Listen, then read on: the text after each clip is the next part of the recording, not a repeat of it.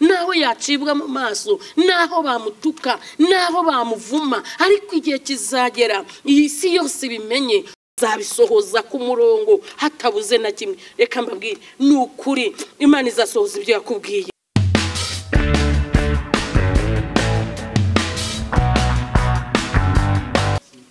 Yesu Kristo ashimwe. Nitwa Nibamurore Jeannette, ndi umupasiteri, nyobora itorero bita Gibeon Christian Church. Dufite channel yitwa Gibeon Christian TV. Tugiye kuganira ku ijambo ry'Imana, ariko mbere yuko tuganira ku ijambo ry'Imana, mujye mudukurikirana mu ibiganiro byacu, mujye mubikurikirana kuri Gibeon Christian TV, mukanda subscribe, mushayaringa, Imana iduhana umugisha. Hanyuma tugiye kuganira ku ijambo ry'Imana riri mu kubara ibice 23 umurongo wa 19. Aravuga ngo Imana si umuntu ngo ibeshye, kandi si umwana w'umuntu ngo yicuze. Ibyo yavuze no gukora ntizabikora, ibyavuye mu kanwa kayo no gusohora ntizabisohoza. Dore nategetswe kubahesha umugisha, nayo yawubahaye, simbasha kukura. Hanyuma reka dusengane Imana. Mana yacu, Mana yera, Mana igira neza, turagushimiye, turaguhimbaje Mana, wabanye natwe muri iki gitondo cyakeye, turindira ubugingo n'umubiri turi bazima. Habwa icyubahiro Mwami.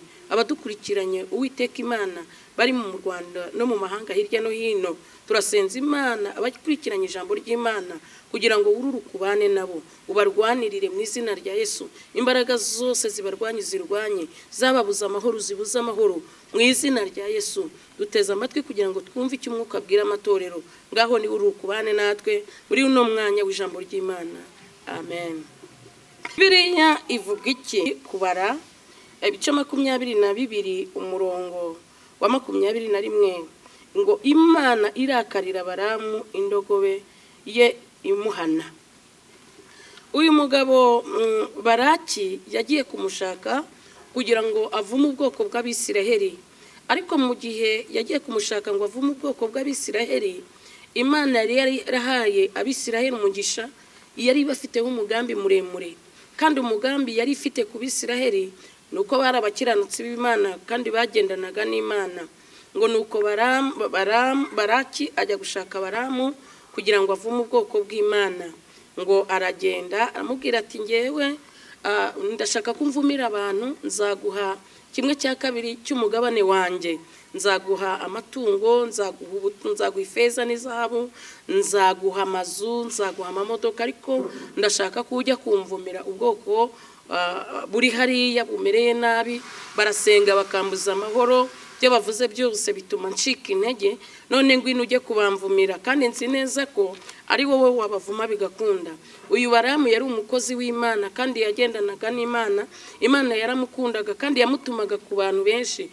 Uyu Baramu yari umuhanuzi w'Imana. Iki Imana yamutegekaga cyose yarakivugaga, iki Imana yamukoreshaga cyose yarakivugaga. Uyu mugabo rero Baraki yaramwizeraga cyane, ngo yari umwami, yari umuntu ukomeye. Ngo nuko ajya kumushaka, agiye kumushaka aramubwira ati hari ubwoko bumbujije amahoro bw'Abisiraheli, ndashaka kubumvumira. Burasenga nkabura amahoro, icyo bukoze cyose singira amahoro, nanjye iyo mbarebaho bagandagaje hariya mu kibaya nta mahoro ngira, ndakwinginze ngwino ujye kubamvumira. Ngo nuko arabyemera. Ngo abyemeye baragenda, ariko ngo abanza kugisha inama Imana. Ngo agishije inama Imana, ngo Imana iramubwira ngo ngaho genda, ibyo uri buvuge nibyo, ibyo uvuga nuko ndaba nabikubwiye, ntuvuge ibyo ntavuze, ahubwo uvuge ibyo navuze. Muri iki gihe cy'Imana, cyangwa muri iki gihe gikomeye, muri iki gihe cy'ubuhenebere, abahanuzi b'iki gihe ntago bagikorera Imana uko biri, ahubwo bayobotse iyo kwa Satani. Bamwe bakora ibyangwa n'amaso y'Uwiteka. Imana ibyibabwiye si byo bavuga, nimba ibabwiye ibintu bikomeye baravuga ibyoroheje kugira ngo bakunde bemerwe n'abantu. Kandi Imana si kwikora. Imana ikivuga nicyo mugomba kuvuga, Imana ikikora nicyo mugomba, ikibabwiye nicyo mugomba gukora, kuko Imana niyo yabatumye. Muri iki gihe hasigaye hariho abahanuzi b'ibinyoma batavugisha ukuri, bavuga amasezerano, abantu bakayategereza, bagategereza ko bizasohora, bikabibura ntihagire ikintu na kimwe gisohora. Nyamara Imana ikidushakaho irashaka ko twezwa kandi tugakiranuka kugira ngo tuzabone ubugingo buhoraho.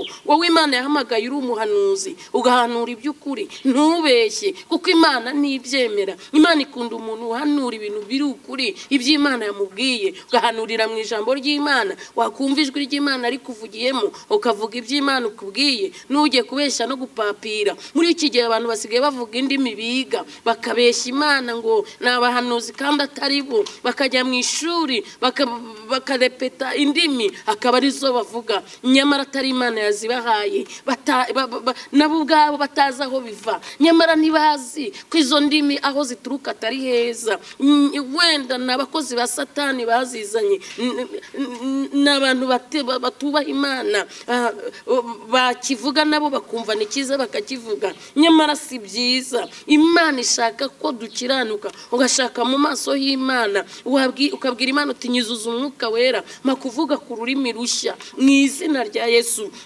Imana ikururuka ikaziguha, ariko utagiye kuziga, utagiye kuzishaka. Wowe ugahanura ibinyoma, Imana ntibishaka, irashaka kuyegera ikaguha ubuhanuzi buzima, wabuvuga bukaba. Abantu babihangiye imirimo bagiye mu bidafite umumaro, barabeshya abantu, barakuraho abantu amafaranga, bakabasaba amafaranga, bagakora ibyangwa n'amaso y'Uwiteka. Bahanuzi b'ibinyoma batukishije abahanuzi b'ukuri. Ibi ngibi byose bituma Imana ibabara iri mu ijuru. Imana irashaka ko twezwa kandi tugakiranuka. Uyu mugabo Baraki we yarazi yuko Baramu icyo amutegeka cyose agikora akabavuma, ariko ngo Baraki agisha Imana inama, Imana ikajya imubwira icyo avuga. Yagenda ngo bagafata, ngo bakazamuka bagacana umuriro, ngo bamara gucana umuriro ngo barangiza ngo bagafata inka ngo bakazitemagura bagashyiraho ngo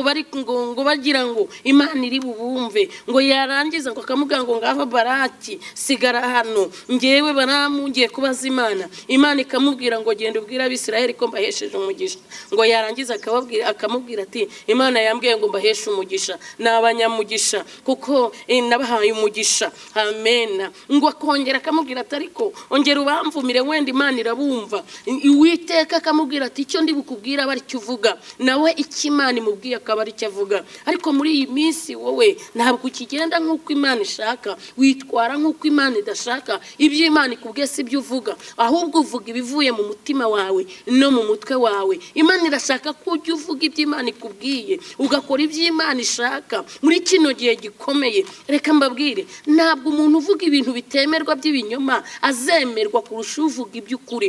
Uvuga iby'ukuri naho aka kanya atakwemerwa, ariko igihe kizagera yemerwe, igihe kizagera ukuri kugaragare ko avugisha ukuri, naho yasuzugurwa, naho yacibwa mu maso, naho bamutuka, naho bamuvuma. Ariko igihe kizagera iyi si yose bimenye, abantu babimenye, u Rwanda rubimenye ko mu gihugu cyacu harimo umuhanuzi, kandi hariho 7,000 bitarapfukamira Bayali. Ngo uyu mugabo nawe yarahagurutse ngo aragenda ashyira amatandiko ku ndogobe ye, ngo indogobe y'ingore, ngo aragenda. Ngo yarajyanye ngo n'abatware ba Baraki, ngo bari bagiye kuvuma Abisiraheli. Ngo nuko marayika amenya yuko ngo Baramu agiye gukora ibyangwa n'amaso y'Uwiteka, ngo kandi agiye mu irimbukiro. Ngo nuko arangije ngo aragenda, marayika amutangirira mu nzira. Amutangiriye mu nzira ngo indogobe biba ngombwa ko itari butambuke kuko yamonaga marayika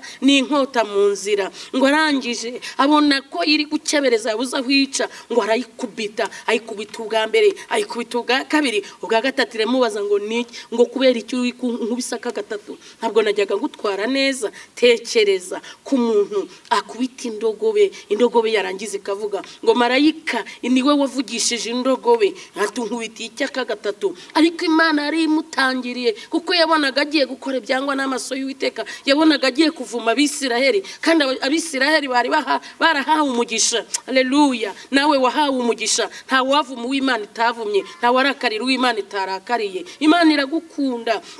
Imana igufiteho umugambi Imana igufiteho n'umwiza. Nuhumure, nta muntu uzakuvuma ngo agushobore, nta muntu uzakurwanya ngo agushobore, nta muntu uzagutuka ngo agushobore, nta muntu ibyo azakora byose nta kizakugeraho, kuko uri umwisiraheli w'ukuri, uri umwisiraheli ukiranuka. Nawe ubwawe udakijijwe, uyu munsi wakira umwami Yesu nk'umukiza wawe, kugira ngo nawe ube mu mubare w'abazajya mu ijuru, ube mu mubare w'abatazarimbuka. Uyu mugabo yaragiye, ariko marayika abonaga ko agiye mwirimbukiro, kuko yaragiye gukora ivy'Imana idashaka. Ngo nuko arangije ngo indogo bikimara kumubwira ngo marayika hwejisha amaso ya Baramu, ngo agiye kubona ni marayika, ngo marayika afite inkota. Aramubwira ngo yiba ngo indogobe yawe itakebereje, ngo manakwishe, ngo managukubise inkota nkakwica. Ngo ariko ngo reka nkubwire, ngo ikintu cyari kikujyanye ntabwo cyari cyiza. Aramubwira ati noneho baramubwira ati ariko noneho nsubira inyuma. Aramubwira ngo hoya, wisubira inyuma wigenda, ahubwo ngewe amagambo ndi bukubwire aba ari uvuga, ntuvuga ibyo ntavuze. Ngaho twajyana n'aba batware mugende, aleluya, mugi muba wabo, icyo muvuga, icyo uvuga nicyo ndi bugushyiremo. Ngo nuko barahaguruka baragenda bagerayo. Ngo bakigerayo bashyira bacana ibicaniro, batemagura inka bazishyiraho, batangira gusenga. Haleluya. Ngo gitangira gusenga, ngo Uwiteka aramubwira ngo Imana si umuntu ngo ibeshye, simbasha kubakuraho. Haleluya. Imana si umuntu ngo ibeshye, ibyo yakubwiye bizasohora, ibyo yavuganye nawe nta na kimwe kitazasohora. Ibyo yakubwiye byose ubitegereza uzabibona. Ni igihe cyawe cyo gutabarwa n'Imana, ni igihe cyawe cyo kuzamurwa n'Imana, ni igihe cyawe cyo guhabwa amakamba n'Imana, ni igihe cyawe cyo gutabarwa n'Imana. Ibyo Imana yakubwiye byose bizasohora. Haleluya. Uyu mugabo yarahagurutse agiye kuvuma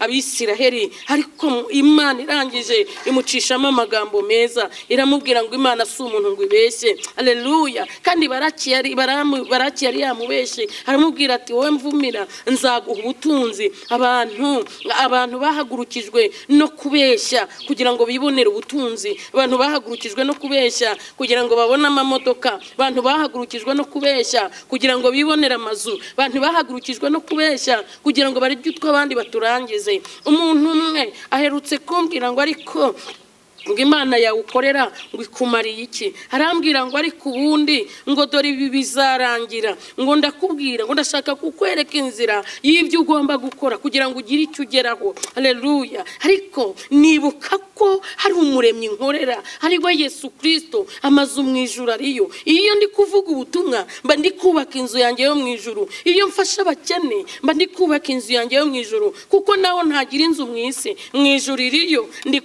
kuyitegura neza kugira ngo nzayicaremo, ndi kuyitaka neza kugira ngo nzayicaremo. Iyo nambika umuntu, buriya ni inzu yanjye mba ndi kubaka. Haleluya. Iyo ngaburira imfubyi, ni inzu yanjye mba ndi kubaka. Haleluya. Haleluya. Gira neza wubaka inzu yawe, naho utayibona mu isi, mu ijuru iriyo. Turi kubaka amazu yacu, kandi inzu zacu ziri bugufi bwo kuzura kugira ngo tuzajye kuzituramo. Ese muri iki gihe ho bimeze gute? Uri kubaka inzu yawe gute? Ese ntiwasenyutse? Ese ntiwaguye? Ese ntiwavuye mu byizerwa? Haleluya. Arambwira ati ngewe uzanshake twicara hano tubiganire. Ese reka mbabaze, uwo muntu koko akunda ijambo ry'Imana? Uwo muntu akunda ukuri, ahubwo ashaka kukuyobya kugira ngo ujye gukora ibyangwa n'amaso y'Uwiteka? Nawe hari abakubeshye, hari n'ababikubwiye kugira gukora iby'Imana idashaka, ariko kora iby'Imana ishaka. Ntukabwirizwe n'abantu ngo ukore icyo bakubwiye, kora icyo Imana igomba gukora.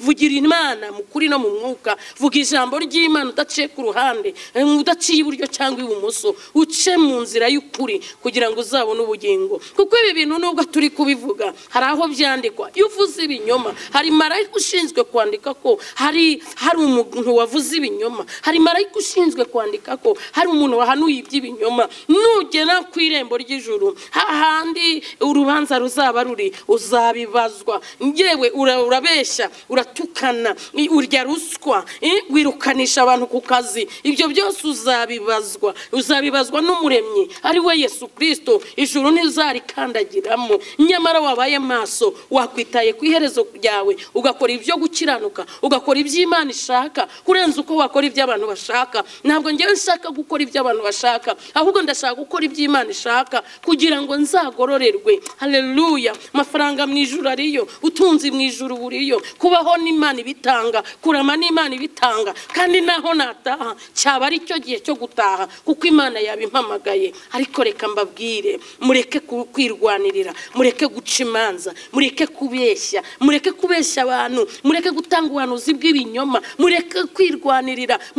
kugira ngo Imana yururuke ibagirire neza. Reka mbabwire, Imana yaturinze 2020 n'uyu mwaka 2021 Imana izaturinda kuko Imana dufiteho umugambi Imana dufiteho n'umwiza sumubi. Haleluya. Igihugu cyacu ndabizi neza ko Imana igituyemo, kandi Imana irakirinze, itubereye maso kuruta uko twebwe twakwibera maso. Imana dufiteho umugambi. Buri umwe wese ndamusaba gukiranuka, yaba ari aboroheje, yaba ari abakomeye, yaba ari abantu b'ingeri zitandukanye, yaba ari abazungu, yaba ari abirabura, yaba ari abanyarwanda, yaba ari abanyamahanga mu bihugu bitandukanye. Ndabakangurira gukizwa no kwegera umwami Yesu kugira ngo bazabone ubugingo buhoraho. Imana si umuntu ngo ibeshye, ibyo yakubwiye byose izabikora hatabuze na kimwe, ntizakujyamo ideni nkuko ubyibwira. Imana ibyo yakubwiye byose izabisohoza ku murongo hatabuze na kimwe. Reka mbabwire, ni ukuri Imana izasohoza ibyo yakubwiye. Imana si umuntu ngo ibeshye. Baramu yaragiye arahanura avuga ngo Imana si umuntu ngo ibeshye, kandi si umwana w'umuntu ngo yicuze. Ibyo yavuze no gukora ntizabikora, ibyavuye mu kanwa kayo no gusohora ntizabisohoza. Imana iheje Abisiraheli umugisha. Uyu munsi niwo mu Isiraheli Imana ihesheje umugisha. Uyu munsi niwo mu Isiraheli Imana isoreje amasezerano. Uyu munsi niwo mu Isiraheli Imana ihinduriye amateka. Baravuma ariko Imana ikavumura, barakurwanya ariko Imana ikakurwanirira, bagucira ibice ariko Imana ikabikuraho kuko Imana igufiteho umugambi. Bashaka kukugirira nabi ariko Imana ikakugirira neza, aho bagagutega imitego Imana ikayitegura kuko Imana itegura ibi bintu byose ibyananiranye byose ikabikura mu nzira. Imana ibaha umugisha, Imana ibagirire neza. Nabakanguriraga kwegera Imana, nabakanguriraga gukiranuka, nabakanguriraga kwirinda icyaha n'igisa nacyo kuko ari cyo Imana yanga ariko igakunda umunyabyaha. Imana yanga icyaha ariko igakunda umunyabyaha, ikunda umuntu yegera cyane, nayo ikazamuha ubugingo buhoraho. Muhumure rero, ibyo yababwiye byose bigiye gusohora hatabuze na kimwe. Imana iduhana umugisha, maraso Yesu Kristo abatwikire. Reka dusenga n'Imana. Mana yacu, Mana nziza, Mana ikomeye kandi Imana iriho, turagushimiye, turaguhimbaje kubwira ijambo Mwami tumaze kumva. Uwiteka Imana nyiringabo, rigiraho ridukura, rigiraho ridushyitsa mu izina rya Yesu Kristo. Abantu burutswe imitima muri uyu mwaka batangira uzababera umwaka w'umugisha, uzababera umwaka w'amahoro, uzababera umwaka w'ibyishimo mu izina rya Yesu Kristo. Wazawuronkeremo ibyiza, bazawuzamurirwemo, kandi Uwiteka Imana nyiringabo ibyo bifuza byose bazabibone. Nsenze Imana unkurikiranye wese kugira ngo umuhe umugisha, uri muremera amashimwe, bimenyekane mu Isiraheli ko hari Imana. Urakoze kubyumvishe Mwami Yesu, kandi kuko imirimo n'ibitangaza, ni mu izina rya Yesu Kristo mbyambaje, amen. Imana iduhana umugisha kubw'ijambo ry'Imana mukomeje gukurikirana kuri GBON Christian TV. Nubundi muzajya muhora mudukurikirana kuri iyo channel, mukora subscribe, musharinga n'abantu bose, kandi mudushyigikira muri byose. Imana iduhana umugisha, amaraso Yesu Kristo abatwikire, amen.